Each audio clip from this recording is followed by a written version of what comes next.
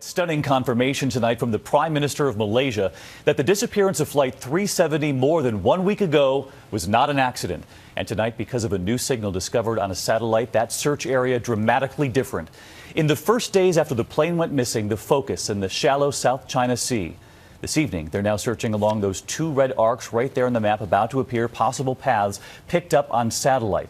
As the Prime Minister used those words overnight that you heard, now calling it a deliberate action.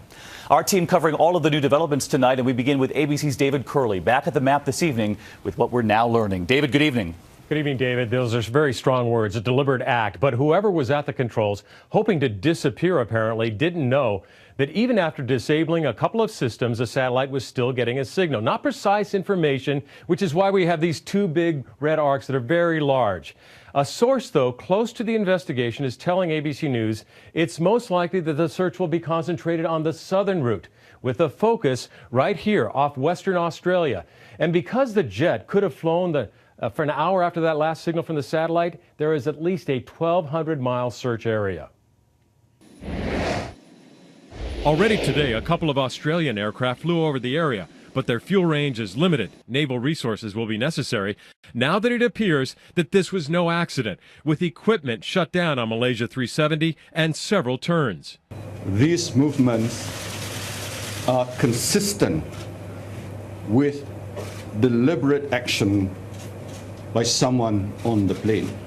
Here's why. Takeoff from Kuala Lumpur to Beijing at 12:41 a.m. Tonight, ABC News has learned whoever was at the controls programmed a left turn. Moments later, a data system shut down. A location transmitter then turned off at 1:21.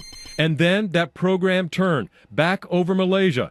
The 777 last seen by radar at 2:15 a.m. But unbeknownst to the person at the controls, the jet was still signaling a satellite every hour.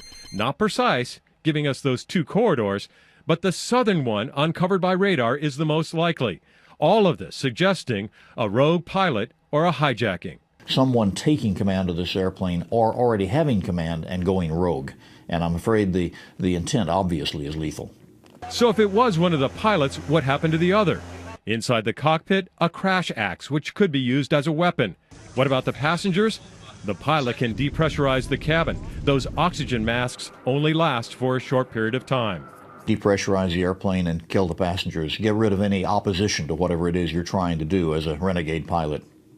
This tantalizing new detail that the first turn was pre-programmed is just more evidence that someone was in control of this aircraft, either a hijacker with flying knowledge or a rogue pilot. David? All right, David Curley leading us off yet again tonight. I want to bring in ABC's aviation analyst, retired Colonel Stephen Ganyard. Steve, great to have you with us.